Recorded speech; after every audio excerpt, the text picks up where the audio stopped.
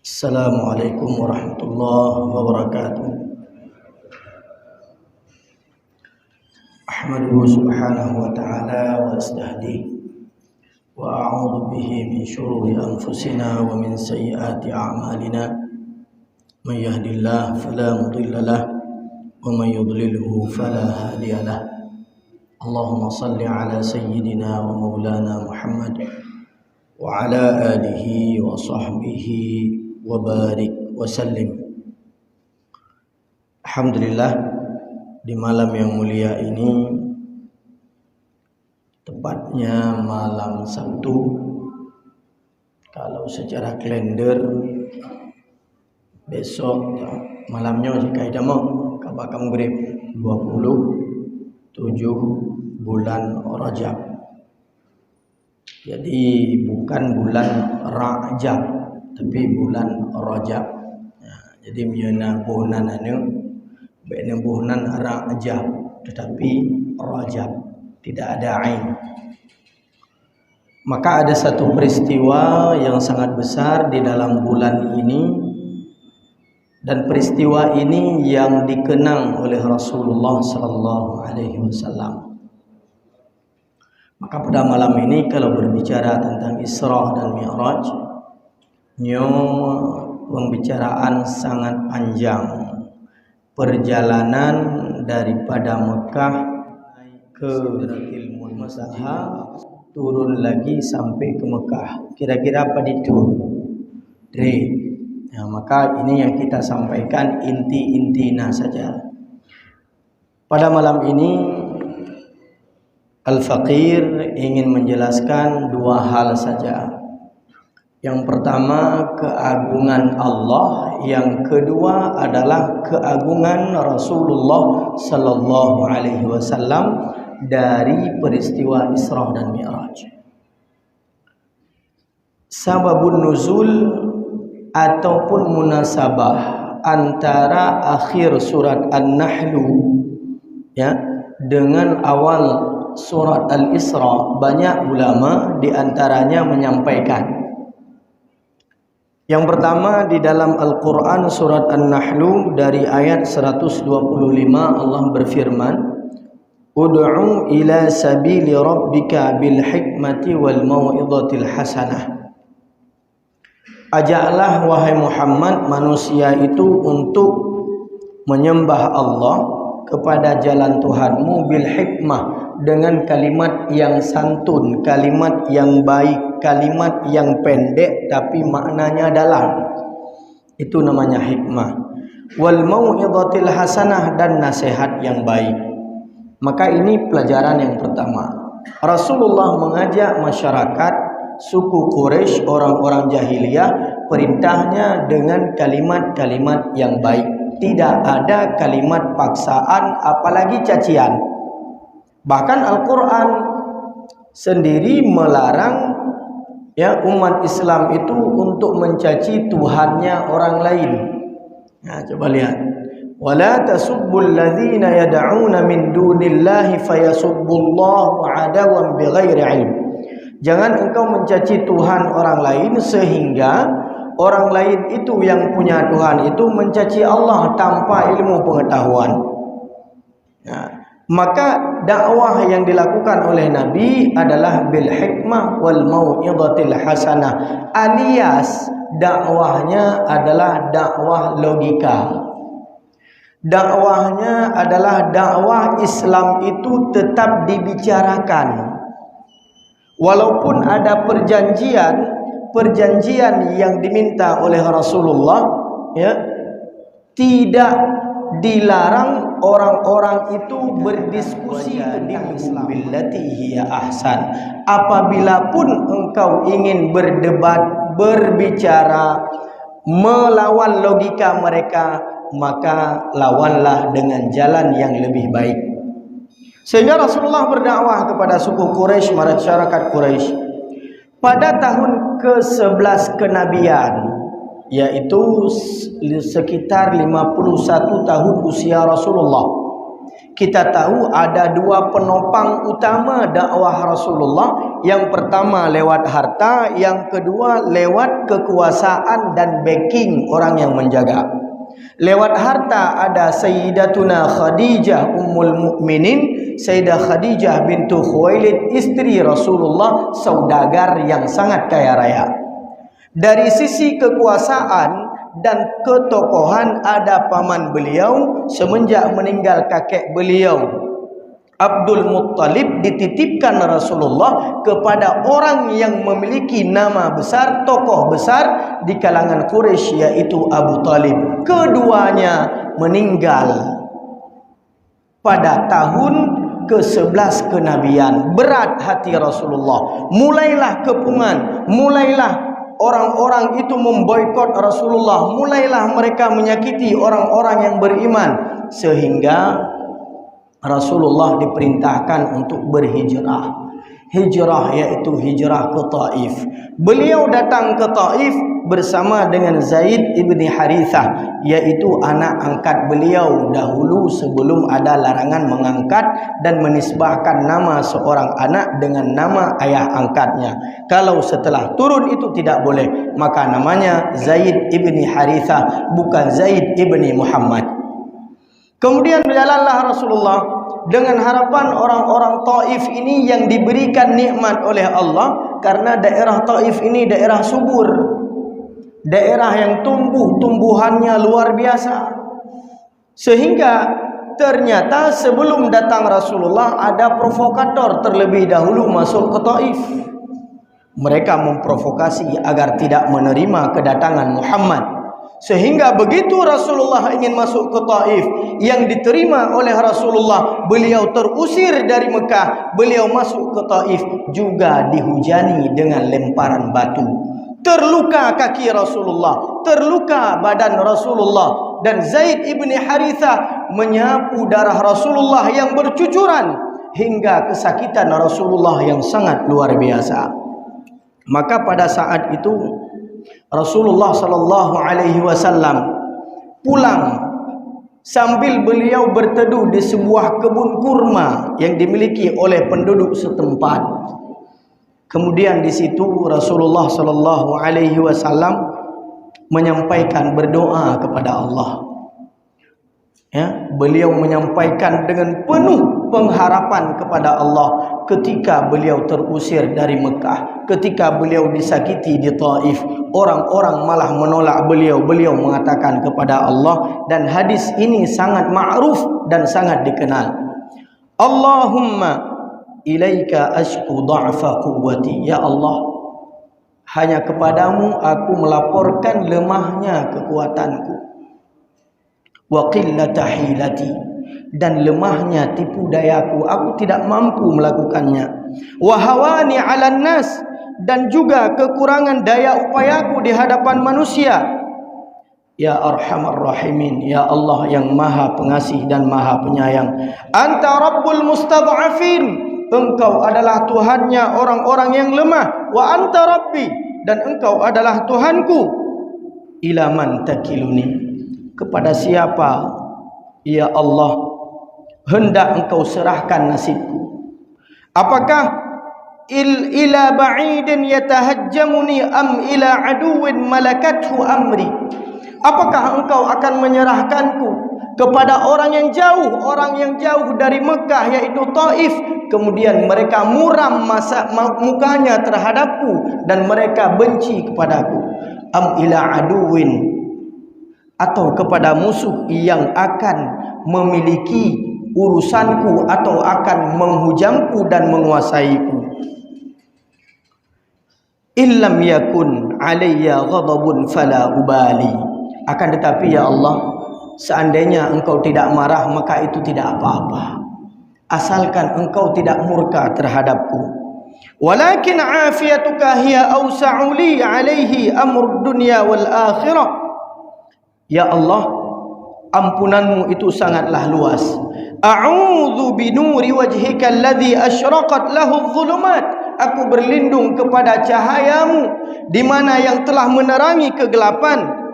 Wa salaha alaihi amrud dunya wal akhirah, dan betullah jalanlah, sempurnalah urusan dunia dan akhirat. Min an tanzila bi ghadabika au yahilla alayya sukhutika, daripada engkau itu marah kepadaku atau engkau menurunkan kemarahanmu yang akan menimpaku. Ya Allah, lakal atabi hatta tarda wala haula wala quwwata illa bik. Ya Allah, kepada engkaulah aku adukan nasibku. Coba lihat, kepada engkaulah aku adukan nasibku ya Allah, sehingga engkau ridha kepadaku, dan tiada upaya kecuali kekuatan daripada Allah Subhanahu wa ta'ala. Ternyata doa Rasulullah ini didengar oleh malaikat Jibril. Lalu malaikat Jibril mengatakan, wahai Muhammad, sesungguhnya Allah telah mendengar doamu. Maka Allah perintahkan kepada malaikat penjaga gunung untuk patuh kepadamu. Minta kepada malaikat tersebut apa yang kau suka. Lalu malaikat penjaga gunung mengatakan, wahai Muhammad, aku lihat engkau mengadu kepada Allah dan Allah mendengar aduanmu. Hari ini apabila engkau meminta kepada Allah, gunung yang besar ini aku campakkan kepada mereka yang menyakitimu, sungguh aku akan melakukannya. Tapi apa jawaban Rasulullah sallallahu alaihi wasallam? Rasulullah menjawab kepada para malaikat, walaupun mereka menolak ajaran agamaku, menolak ajaran agama Allah, aku berharap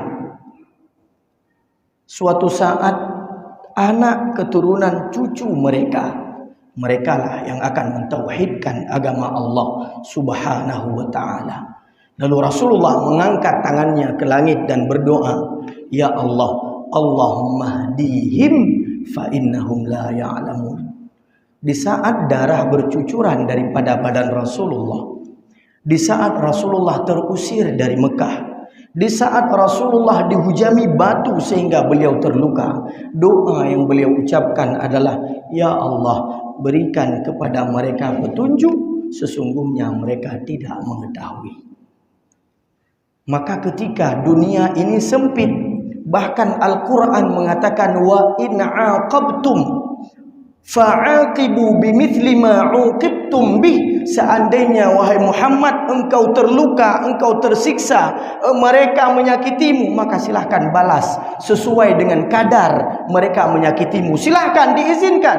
Akan tetapi Allah mengatakan, wala in sabartum, apabila engkau bersabar wahai Muhammad, lahuwa khairul lissabirin, maka itu lebih baik bagi orang-orang yang bersabar. Ketika dunia sempit, Rasulullah terusir di Mekah, Rasulullah diboikot di Mekah, orang-orang yang beriman disakiti oleh orang-orang kafir jahiliyah, di Taif pun beliau dihujam batu sehingga terluka. Dunia terasa sempit bagi Rasulullah. Maka Allah buka pintu langit, ditunggu oleh ribuan malaikat, ditunggu oleh arwah para nabi dan rasul, sehingga awal daripada surat Al-Isra Allah berfirman, subhanalladzi asra bi'abdihi laylan minal masjidil haram ilal masjidil aqsa. Walaupun Muhammad engkau tidak diterima di bumi, ketahuilah penduduk langit, para malaikat, para arwah nabi dan rasul, kakek-kakekmu, ayah-ayahmu, mereka sedang menunggumu di langit yang lebih luas daripada bumi. Maka terjadilah perjalanan Isra dan Mi'raj atas munasabah ayat ini dengan awal daripada surat Al-Isra.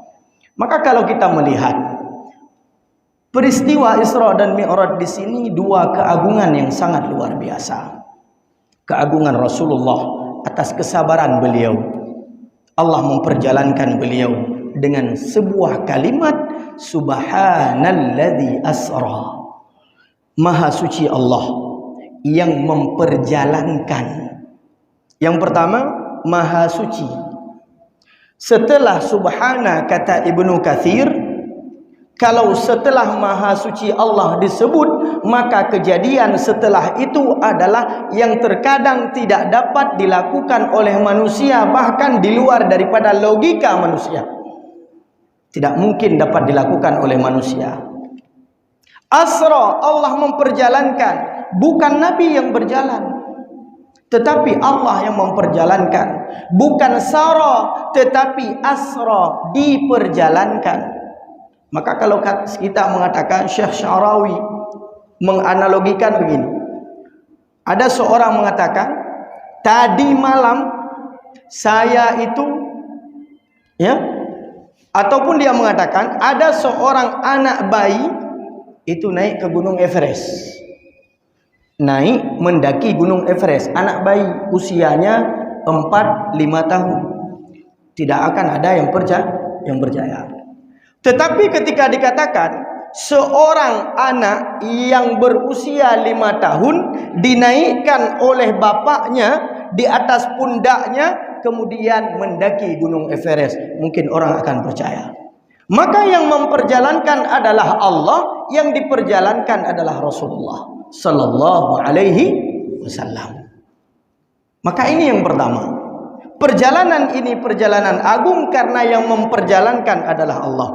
Kalau kita lihat, ya, kejadian Isra dan Mi'raj ini dari sisi perjalanan dengan akal logika manusia pada saat itu tidak mungkin. Sepertiga malam Rasulullah berangkat dari Masjidil Haram ke Masjidil Aqsa. Kalau jarak perjalanannya itu sekitar 2 bulan. 2 bulan perjalanan tak unta. Yang menyangga unta. Jaraknya adalah sekitar 1.500 km. Jarak antara Masjidil Haram ke Masjidil Aqsa. Maka ini yang pertama, Allah perjalankan, maka waktu itu adalah milik Allah. Ruang itu adalah milik Allah. Yaf'alu ma yasha. Allah berhak melakukan sesuai dengan kehendaknya. Maka keagungan Allah tampakkan dengan perjalanan pertama dari Masjidil Haram ke Masjidil Aqsa. Hingga ketika diceritakan kepada penduduk orang-orang jahiliyah, pada saat itu orang jahiliyah ada yang enggak percaya. Sehingga mereka mengatakan, bahkan Abu Lahab, Abu Jahal pula Nabi Muhammad ketika menceritakan hal ini sampai dipengaruhi Abu Bakar. Tetapi Abu Bakar menjawab, lebih dari itu saya percaya. Maka digelarilah beliau dengan As-Siddiq. Ada juga sebagian golongan orang yang sudah Islam kemudian mendengar kabar ini, mereka tidak berfikir lagi kemudian keluar dari Islam. Ada juga golongan yang ketika mendengar hal ini mereka bertanya, wahai Muhammad, kalau benar engkau melakukan perjalanan tadi malam dari Masjidil Haram ke Masjidil Aqsa, kira-kira coba ceritakan di dalam perjalanan itu bagaimana dan bagaimana kondisi Masjidil Aqsa.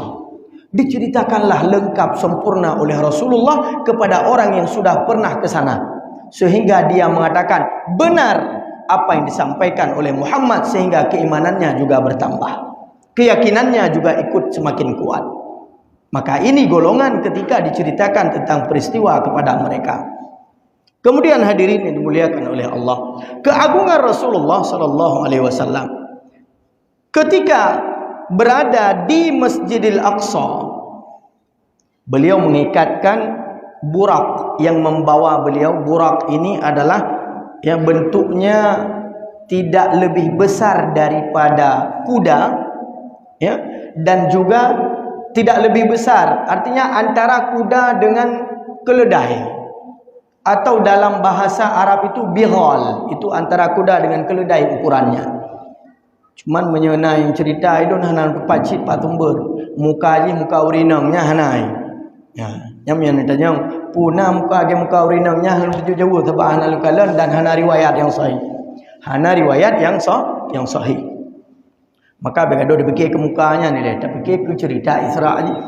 Nah ladong urang gabuk gara-gara pu betul le muka urinang. Ya, muka badan budak, muka urinang. Sehingga agaknya nyan sangat fikirkan masalah semayang yang perintah, ya, daripada peristiwa Isra dan Mi'raj. Kemudian hadirin dimuliakan oleh Allah, Allah agungkan Rasulullah dengan perjalanan dari Masjidil Aqsa ke Sidratil Muntaha. Langit pertama berjumpa dengan Nabi Adam, kemudian Nabi Yahya dan Nabi Zakaria, Nabi Idris, kemudian dengan Nabi Harun, kemudian dengan Nabi Musa, dengan Nabi Yusuf, dan akhirnya dengan Nabi Ibrahim yang sedang menyandarkan diri di Baitul Ma'mur, di mana Baitul Ma'mur itu apabila ditarik garis ke bumi tepat di atas Ka'bah Baitullah. Maka disitulah perjalanan Isra ada di dalam surat Al-Isra. Perjalanan Mi'raj ada di dalam Al-Quran surat An-Najm, bukan surat Al-Isra. Dari ayat 13 sampai dengan 18. Disitulah Allah menceritakan bagaimana perjalanan Rasulullah melakukan Mi'raj ke langit.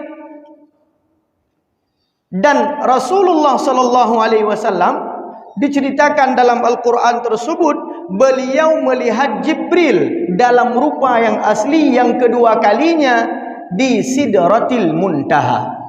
Walaqad ra'ahu nazlatan ukhra 'inda Sidratil Muntaha 'indaha jannatil ma'wa. Jadi beliau Rasulullah melihat Jibril itu dua kali. Yang pertama ketika di Gua Hira. Di Gua Hira itu Rasulullah meminta kepada Jibril, tolong nampakkan rupa aslimu. Menan ditampakkan rupa asli, tutup langit. Dari timur tutup langit sampai teruk barat.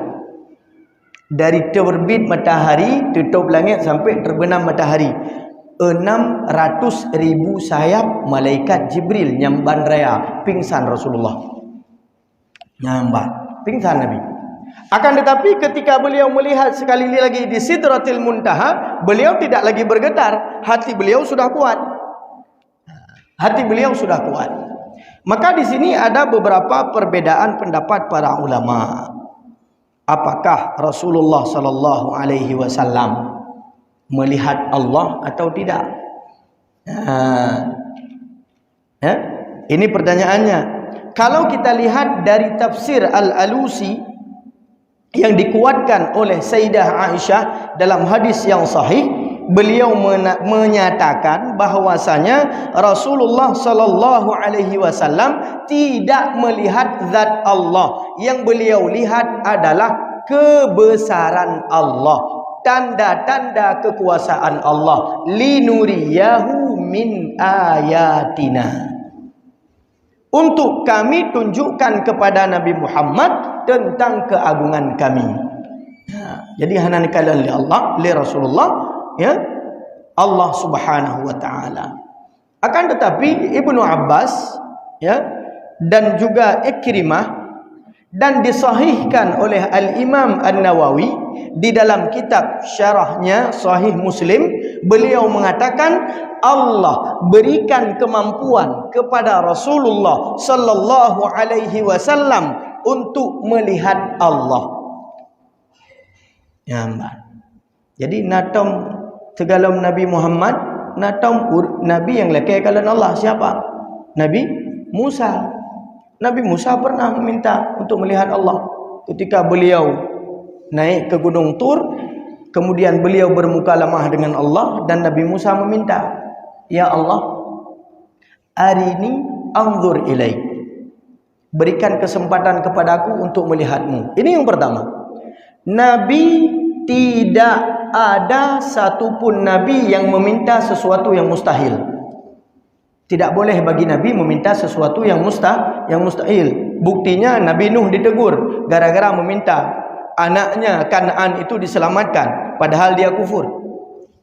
Nabi tidak boleh meminta sesuatu yang mustahil. Maka beliau meminta melihat Allah itu tidak mustahil. Beliau meminta karena beliau tahu itu hak. Apa yang disebutkan oleh Allah dalam Al-Quran? Lantarani, engkau tidak dapat melihatku. Bukan lan ura, bukan aku tidak dapat dilihat. Ini dua kata dalam bahasa Arab yang jauh berbeda. Lantarani, engkau tidak sanggup, tidak dapat melihatku. Dengan lan ura, aku tidak dapat dilihat. Ini jauh beda. Ya mbah, waktu ada kembang urung, iron hanjud nekalan long. Sebab na bintih nya hanjut takalan. Tetapi menyahanduh takalan yang kau urang berarti jin. Ya. Innahu yarakum huwa wa qabiluhu min haitsu la tarawnahum. Ya, dia golongan jin itu dapat melihat kalian dan anggota-anggotanya, keluarga-keluarga jin itu bisa melihat kalian di mana kalian tidak dapat melihat mereka. Tetapi Allah menjawab kepada Nabi Musa, lantarani, engkau tidak bisa melihatku. Kemudian Allah mengatakan kepada Nabi Musa, ya, di atas gunung tersebut apabila engkau ingin melihatku, baiklah. Falamma tajalla rabbuhu lil jabali, ketika Allah bertajalli menampakkan dirinya kepada gunung yang sangat kuat, yang sangat kokoh, bergetar gunung sehingga getaran gunung membuat Nabi Musa pitam dan pingsan. Fakharra Musa sa'iqa. Coba lihat, kegekalan Allah pingsan Nabi Musa, tetapi Allah gepedeh draga bak gunung saja bergetar sehingga getaran itu membuat Nabi Musa pingsan. Berarti bukan Allah tidak dapat dilihat, ya, bukan Allah tidak bisa dilihat, tetapi penglihatan kita tidak mampu untuk melihat Allah. Karena kita diberikan kesempatan dalam akidah Ahlus Sunnah wal Jamaah, Allah berikan nikmat terbesar kepada umat Nabi Muhammad, orang-orang yang beriman di dalam syurga adalah dapat melihat Allah. Di mana? Di dalam syurga. Nah, maka di sini ikhtilaf ulama, ya, antara dapat dilihat. Tetapi Imam Nawawi, Syekh Nawawi Al-Bantani menjelaskan tentang syarah Sahih Muslim ini. Beliau mengatakan, nah, pandangan Nabi Muhammad berbeda dengan pandangan manusia biasa terhadap Allah. Ya, berbeda pandangan. Ada beliau mengatakan bahwasanya pandangan itu bukan dengan mata tetapi dengan hati. Nah, maka kaifiyah itu kembali kepada Allah, ya, sesuai dengan sifat-sifat Allah yang maha suci, yang tidak sama sekali sama dengan makhluk-makhluknya. Laisa kamitslihi syai'un wa huwas samiul basir. Kemudian hadirin yang dimuliakan oleh Allah Subhanahu wa taala, pada minit itu. Nah, 12 minit itu, ya. Jadi nyak pah dah pegah bayan habis itu. Ketika pada masa jahiliyah tersebut perjalanan dilakukan, ya, dilakukan dengan menggunakan burak. Burak itu adalah sebuah hewan yang kita jelaskan tadi. Bahkan di Maroko itu ada sebuah kereta api cepat yang dapat berlari kencang 600 km per jam, namanya burak. Ya, ibu nan burak. Ya, miahan penting nejak terjalung gede. Ha, lu kalilung kalan dan kalilung kibai pelung buraknya 600 km per jam. Syekh Mutawalli Sya'rawi dalam hal ini menjelaskan bahwasanya dimensi manusia berbeda dengan dimensi ilahi. Kita ini dimensi insani, sedangkan Allah itu dimensi ilahi. Berbeda dengan kita. Allah terlepas daripada ruang dan waktu, sedangkan kita butuh dan terikat dengan ruang dan waktu.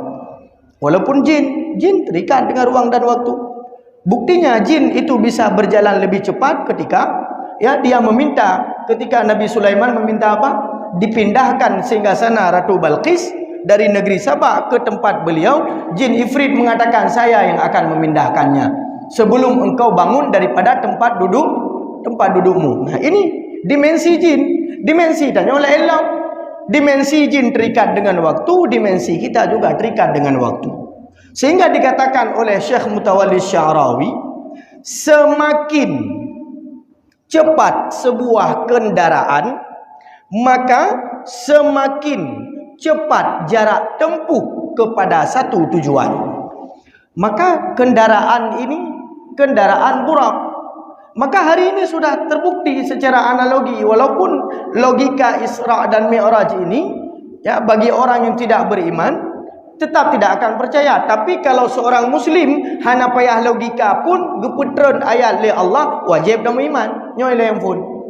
Oh nyo bi tamang la logika alemnya, hana tamang logika nama imannya hana. Ha. Karena kelebihan diberikan kepada Rasulullah sallallahu alaihi wasallam. Jadi coba lihat hari ini ya, suara kita dap di Lok Semawe Masjid Jami Lancang Garam tarekam atau yang panyo YouTube eta Tengku Muhammad Nasir Matang. Nah, kadang cit awai tamang HP nya lag surga daripada drog. Tabak tajai ga upload ilmu agama. Hari ini sedang berlangsung gerekam leganya. Nah, orang nonton ni di Amerika. Perjalanannya berapa jam ke Amerika? Mungkin 1 hari 1 malam menggunakan pesawat. Dari Malaysia, saya naik pesawat ke Maroko. Di dalam pesawat itu 16 jam dalam pesawat. Tambah dalam ruang tunggu, tambah transit, tambah prehnya. Preh je 2 euro 2 malam baru teruk gede. Nyan baru Maroko. Dalam kedai Amerika. Tetapi suara ini dapat didengar oleh orang Amerika gara-gara na atanyo, na HP-nyo, na internetnya. Maka ini tidak mustahil ketika Allah menguasai ruang dan waktu kepada manusia, apalagi Allah tunjukkan kekuasaannya supaya ini menjadi kekuatan keimanan kepada umat Islam, ini bisa terjadi. Ya, ini bisa terjadi. Terekam suara awaknya. Nah berita ide di Turki baru selesai gempa. Baru gempa kalau mau dihitung pi pada draw kam meninggal katruk berita kena wace.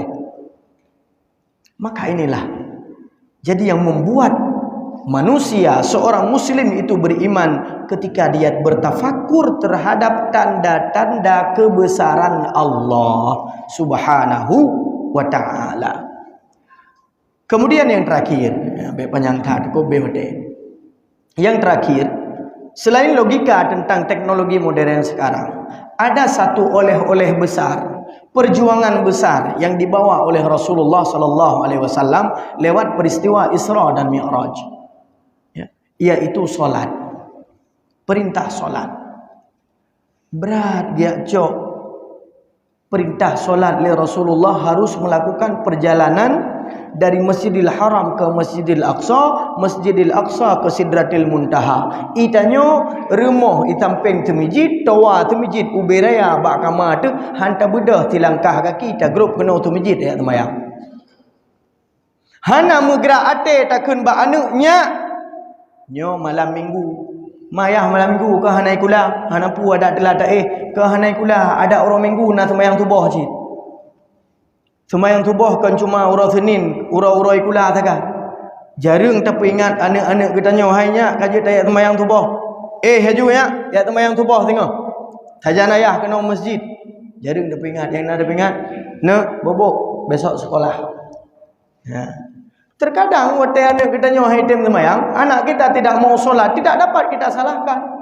Karena kita tidak mengajarkan kepada anak kita sebelum usia mereka 7 tahun tentang keteladanan orang-orang solat. Hana dapat kau tu masjid. Nah lah dom kira mana umi tagaw tu masjid. Telepon ku mumci, ilo nak aku jak le tu masjid pekan kanan ni min. Ya kau madang ni jak ni tu masjid. Iya ni kan yang kai tu mayang beraya tu cen-cen de likut. Nah, lah dom cip pengurus masjid lebih agak geturi anu oi daripada ayah. Ya anu minyo sebelum kalau itu masjid alih soya yang balu gun hai hantam deuh ya kena kai 2 kali ba anu untuk sembahyang. Maka pendidikan pengajaran keteladanan solat itu sebelum 7 tahun. Kalau sudah 7 tahun itu perintah bukan lagi pengajaran. Menyetak purno umur 7 tahun nyo hai loble 3 haji hentanyo, maka dia harus menjadi tawanan, harus menjadi musuh. Perintah solat dia sudah bisa kita ajarkan sebelum 7 tahun. Menan kata perintah kajud itu mayang. Bahkan diperintahkan kepada kita memukul mereka usia 10 tahun. Wadribu, pukul mereka. Cuma kan dia puang beci. Ya, ida mana surah tabah semayang, tabah hotel semayang, tabah hanu hotel. Ha, ida mana? Tetapi pukulan ghairu mubarrih yang tidak meninggalkan bekas. tetapi memberikan efek di hatinya bahwasanya solat ini bukan hal yang mudah untuk ditinggalkan. Hana satu pun alasan bagi seorang muslim kecuali 3 orang, 3 golongan untuk boleh meninggalkan solat. Yang pertama, kan orang Islam. Yang kedua, anak bayi yang belum baligh. Yang kedua, gara-gara ayatan hanya semayang pekan semayang ilung kau orang Islam, naudzubillah. Yang kedua, pekan hanya semayang ilung kalam balik, kamu kai mampluk. Yang kedua, pekan hanya semayang pura-pura bungo. Yang kenyang baru gelah. Yang lain hanglah. Hanya neduk berbaring, tidak bisa berbaring selama akal kita masih ada, kesadaran kita masih ada, maka solat itu tetap wajib. Berat perjuangan Rasulullah ya cok semayang itu. Beda dengan perintah-perintah lain hanya lewat wahyu saja melalui perantara malaikat Jibril. Ini Jibril tinggal di bawah, Nabi waduh untuk mengambil solat Jibril saja tidak sanggup. Tetapi Rasulullah diberikan kekuatan untuk menerima perintah solat. Rasulullah bolak-balik dengan berjumpa dengan Nabi Musa untuk meringankan umatnya dari 50 bawah hotel je ke 5 bawah hotel. Terus pak katanya tak peringan kembali dari 5 je ke sah. Sembahyang wajib orang Jumaat. Yang pian mangat. Na polisi WH yang inang periksa dia berjalan. So mentang dua bagi dia kopi. Sembahyang sunat orang raya. Meratib paling nak hotel gempa. Maka inilah sikap kita terhadap perjuangan Rasulullah. Maka hadirin yang dimuliakan oleh Allah, doa kita sabi-sabi nak berdoa tiap bila sembahyang, Rabbi ja'alni, ya Allah jadikan aku muqimas solah, orang-orang yang mendirikan solat, wa min dzurriyyati, dan keluarga lun ya Allah orang-orang yang mendirikan solat. Rabbana wa taqabbal du'a, Tuhan kami terimalah doa kami. Ini doa siapa? Doanya Nabi Ibrahim. Coba lihat keturunan Nabi Ibrahim, dari garis Nabi Ishaq, dari garis Nabi Ismail, semua mereka adalah orang-orang yang mendirikan solat dan bahkan menjadi Nabi dan Rasul. Maka hadirin yang dimuliakan oleh Allah, sebuah perjalanan agung yang dilakukan oleh seorang manusia yang agung, disebutkan di sini bukan Muhammad tetapi bi'abdihi. Kenapa? Karena hanya seorang hamba yang dapat memahami dan mengetahui tentang keagungan yang dihambakannya atau keagungan Allah Tuannya dan Tuhan kita semua. Maka bi'abdihi di sini Allah ingin menyebutkan perjalanan ini, wahai Muhammad, engkau sebagai hambaku yang aku muliakan ketika engkau terusir di bumi, ketika engkau sempit di Mekah, diusir di Mekah, disakiti di Taif, orang-orang menjahilimu, orang-orang menyakitimu. Akan tetapi perjalanan ini adalah awal kemenangan daripada umat Islam. Karena setelah peristiwa Isra dan Mi'raj, 1 tahun setelahnya, yaitu peristiwa hijrah Rasulullah SAW dari Mekah ke Madinah yang merupakan awal kebangkitan Islam. Maka ini semua berkat apa? Berkat kesabaran Rasulullah. Maka menyabar dengku, insya-Allah nebuka jalan oleh Allah. Maka di sini ajaran pendidikan paling besar daripada peristiwa ini adalah pendidikan kesabaran. Kesabaran katanya. Ketika diuji oleh Allah kita sabar. Ketika di dalam ketaatan tak semayang lagi katanya, sabar dalam taat. Urung-urung yang awal kalau ke semayang tapi nyoka mulai ke semayang, ne sabar tengku. Wastabir 'alaiha. Betul-betul kita sabar dalam semayang. Sebelumnya kita maksiat, kemudian kita taubat, sabar dalam taubat. Insya-Allah Allah akan membukakan pintu terbesar kepada kita, yaitu ridha Allah Subhanahu wa taala, dan kita kembali kepada Allah dalam keadaan husnul khatimah. Amin amin ya rabbal alamin. Eno kemandang yang dapat lo sampaikan, mudah-mudahan bermanfaat. Walaupun mucawa kena bacut kedai bacut yang kenyan tabat tabdung bagah-bagah. Assalamualaikum warahmatullahi wabarakatuh.